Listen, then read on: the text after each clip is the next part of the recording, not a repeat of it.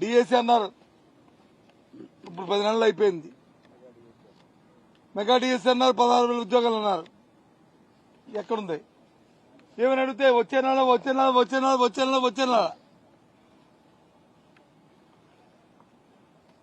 Fee reimbursement ఎందుకు ఇవ్వట్లేదు? ఏమనంటే గత ప్రభుత్వం బకాయిలు అంటారు. చెప్పమండి, గత ప్రభుత్వం బకాయిలు ఎక్కడో మీ అందరికీ ఈ టీవీలు సాక్షిగా మీ అందరికీ ప్రశ్నిస్తున్నాను. గత డిసెంబర్లో ఎన్నికల ముందు డిసెంబర్ వరకు ఆనాడు ఉన్న మా ప్రభుత్వం అనా పైసలతో సహా చెల్లించిన విషయం వాస్తవం కాదని అడుగుతున్నాను. డిసెంబర్ తర్వాత ఆ తామ్యాక్యం ఇద్దామంటే ఎన్నికల కమిషన్ ఇవ్వడానికి వీల్లేదని చెప్తే అది బకాయి పడింది. దాని తర్వాత ఎన్నికల్లో వచ్చిన ఆ మంత్ బకాయి పడింది. ఆ తర్వాత ఈ ప్రభుత్వం వచ్చిన తర్వాత అవి బకాయిలు పడ్డాయి తప్ప మా దగ్గర ఇక్కడ ఏ త్రైమాక్షంగా ఆ త్రైమాక్షమే మేము ఫీజు రింబర్స్ ఇచ్చిన నేపథ్యం. దాంతోపాటు గత ప్రభుత్వం ఇవ్వాల్సిన బకాయిలు కూడా తీర్చిన వైనం. ఈ రకంగా విద్యార్థుల్ని చదువుకున్న విద్యార్థులు ఇబ్బంది పెడుతున్నారు. నిరుద్యోగ యువతని మోసం చేశారు. అడిగితే ఎక్కడా కూడా దానికి సమాధానం లేదు. ఒక విషయాన్ని మనం చేస్తున్నాను, ఆ జాబ్ క్యాలెండర్ని ఎప్పుడైనా ఇవ్వడానికి ప్రయత్నం చేస్తుందా ఈ ప్రభుత్వం? మేము చేశాం, ఉద్యోగాలు ఇచ్చాం. ప్రభుత్వ ఉద్యోగాలు 2 లక్షల మంది ప్రభుత్వ ఉద్యోగాలు ఇచ్చాం. ప్రైవేట్ ఎంప్లాయ్మెంట్ ఇచ్చాం. చిన్న పరిశ్రమలు ఇచ్చాం, పెద్ద పరిశ్రమలు ఇచ్చాం. యువతకు ఏదో ఒక అవకాశాన్ని కల్పించాం. కానీ ఈ ప్రభుత్వం మాటలు తప్ప గాలి తప్ప వాస్తవంగా ఏ ఒక్కటి కూడా చేయట్లేదు. పైపెచ్చు తిరిగి మా మీద దాడి చేస్తుంది.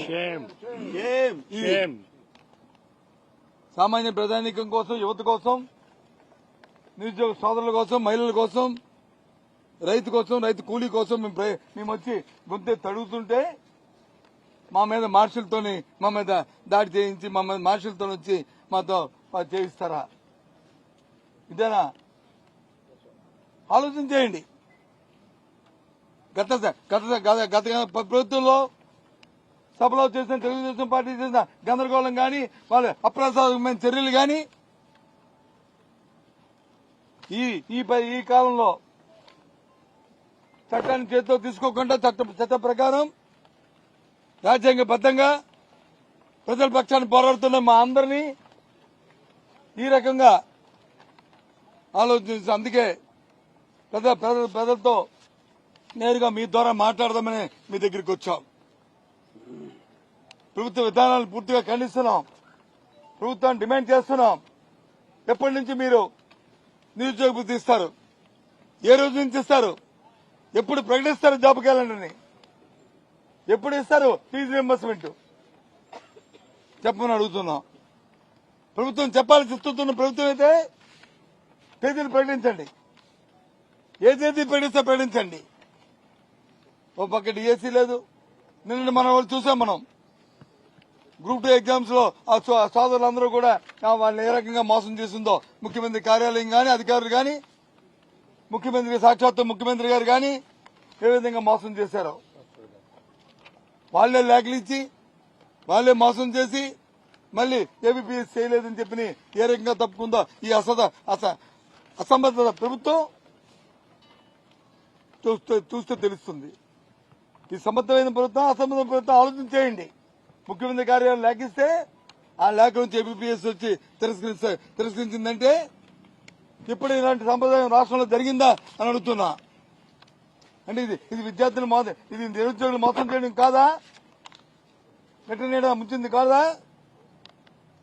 ఎప్పుడు డిఎస్సి ఎన్నికలు ప్రకటించండి తేదీని. నిరుద్యోగ భృతి ఇవ్వండి.